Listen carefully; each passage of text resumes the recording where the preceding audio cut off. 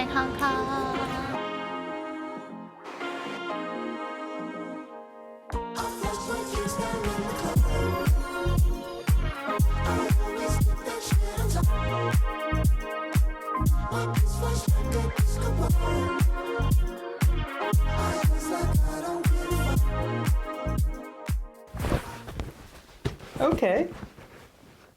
Okay. So, what did you get? I decided to take my content creation to the next level, and this is where I bought a new camera. Now, I wasn't exactly planning to get a new camera anytime soon, but since it's time for me to grow beyond my current setup, I decided to get this camera. So I got the Sony ZV-E1, and this is known as the best camera for vloggers. It shoots 4K 60 frames per second and 120 frames per second after the firmware update. 10-bit 422, meaning that the image quality is Netflix approved. And on top of that, the inbuilt stabilization has improved up to the point where handheld camera movements can appear as smooth as using a gimbal. And most importantly, is one of the most compact full-frame cameras on the market. Wow.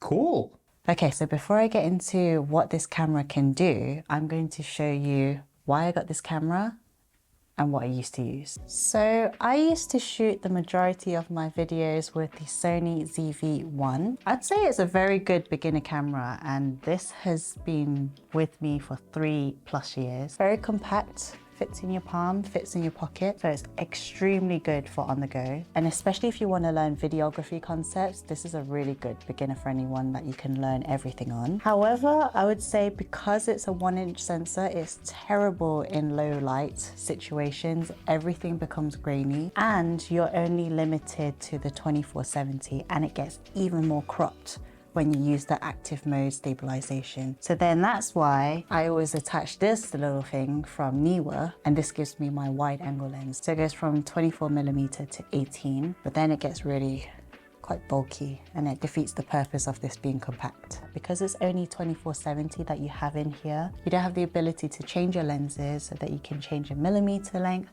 and your focal length as well. So you're limited to what is already in here. And the second camera that I use to shoot is actually here.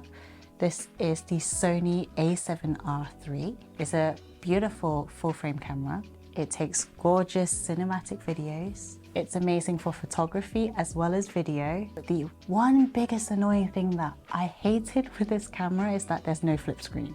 So with the Sony ZV-E1, I have this beautiful flip screen right here, and you can see everything that you're doing, and it just makes vlogging so much easier. You just take it on the go.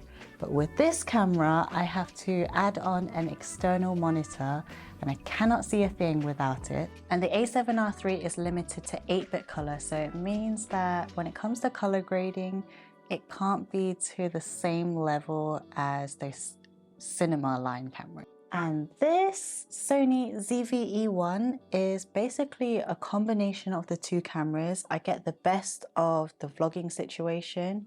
I get the best of the cinema line videography that I want it to have. So all in all, I get the ease of use of it, and I can upgrade my video production. So let's test this out.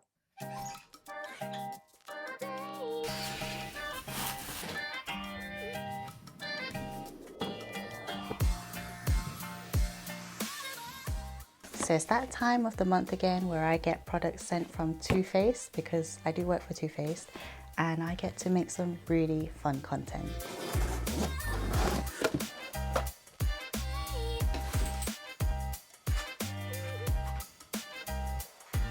This is the Too Faced You're So Jelly Star Gift, and it's available in Boots. It's one of those amazing savings that you can get, over 50% saving. It's worth £78, and then it's yours for £38. So really good saving for this, and I really like the jelly theme. I've been told to make some in-store content of this, but I want to practice some footage of my own, so I'm going to film this at home as well. I've done a little bit of storyboarding, and this is my plan. I'm gonna go for the close-up creamy shots first, so I'm gonna switch this lens to an 85mm. And especially with product shots, you want to get as much beautiful creamy shots as possible, because that's the focus of attention on those products. So that's what's going to happen. And I will need to apply it. So I've applied everything that's not in this product list, which is the mascara, blush, and lip gloss.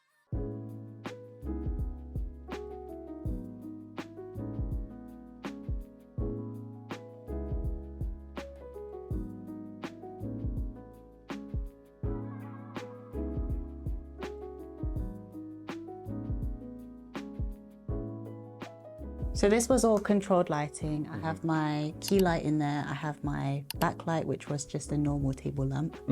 Yeah. And then I just had the product right in the middle. So everything was controlled lighting. Big question really is, how does it do when you don't have that control? I think we have a shot when we were outside and we were testing out, especially in the low light. And yeah, it actually handled very, very well. Another thing that works really well with this camera is the ability to stabilize your footage up to the point where it looks like gimbal movement, but it's all handheld by this point. So we've got your off, then you've got your standard, then you've got your active, and then dynamic active. Yeah.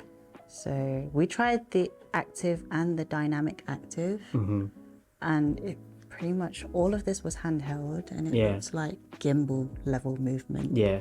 But obviously a gimbal would be much more helpful to actually keep that stabilization even nicer, because obviously there's still warping effect. So one of the really cool features about this is something called dual ISO. There are two levels of ISO here. One of the biggest struggles that we have when we up our ISO is that it becomes really, really grainy, right? So now with this camera, when you enter the level of 12,800, you've got a new set of ISO, if that makes sense. Just normal ISO from the beginning, you have less grain, and then it gets grainier as you go up. Now you've got 12,800 as your new beginning, and it just removes all the grain. So 12,800 is a pretty high ISO. And when you start filming at 12,800, the grain just instantly becomes gone. And then you have your new set that you can keep going up in increments. We've been able to use the 10-bit 420, but we need a better SD card, or we can attach an external hard drive to be able to access the 10-bit 422. I feel like not many people talk about this. People say this can do 10-bit 422, but they never mention that you need this equipment of SD cards and storage to be able to access it, because even though we have, what do we have? So we have this SD card right here, and even this, we cannot film the 422 10-bit color. So this is the SD card that we would recommend if you want to access the 10-bit color 422. Yeah. Or you can get this SSD hard drive, which you can just plug into your camera. You probably want to get a cage to be able to just plonk this on top, so that is more comfortable, or you could use the shoe, but it depends on how many things you have on your camera. This is it's a pretty solid camera. I like the materials actually, you know, they really focus on the sensor and the fact that it's just a cheaper version of FX free.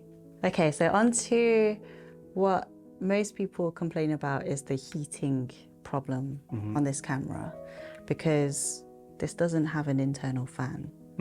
So how did you find it when it comes to overheating? Well, the fact that we are in the UK and it's actually that season now of winter season, yeah, we're actually didn't We've never really experienced problems with it. We haven't experienced it. We're recording in 4K, 60 frames per second. The 420 10-bit, which is pretty good, you know, on S-Log free. When I did use this in Hong Kong for my first quick test, it's really hot in Hong Kong. It did heat up a little bit, but once I'm here in the UK, it's really freezing down here. I've never had anything happen. And plus, you can set this camera so that you can tolerate the higher heating. The other thing that you can do is that you can put an external fan so that you have the benefits of the cooling system if you need this. Because the main thing about this is that it's basically an FX3 with heating problems. So who would we recommend this camera for? I would say it's not necessarily the most beginner friendly camera. If you're new to vlogging, new to content creation, I still hands down believe that the Sony ZV-E1 is a very good go-to camera. This has been with me through thick and thin. Done a lot of social media jobs with this. I run around with this. It's so easy to transport. And another thing to consider is that before you upgrade any camera, and this is regardless whether you're a content creator, videographer, gotta look at what you work with around the camera. Whether it's your computer, you need to upgrade your computer to be able to edit the footage in the first place. And secondly, do you have enough storage space? I think storage is one of the biggest problems that we have. Or in the middle ground, probably this new Sony ZV-E10 Mark II. That one's a pretty good beginner camera as well. It's a slightly smaller sensor, which is an APS-C sensor compared to the full frame, but it is bigger than my 1-inch sensor in my Sony ZV-E1. Let me know what you think of the Sony ZV-E1. Have you got it? Comment down what you think. If you're thinking about getting it, let me know what other cameras you're thinking of getting as well. And if you enjoyed today's video, then check out my next video over here, and I will see you there. Bye.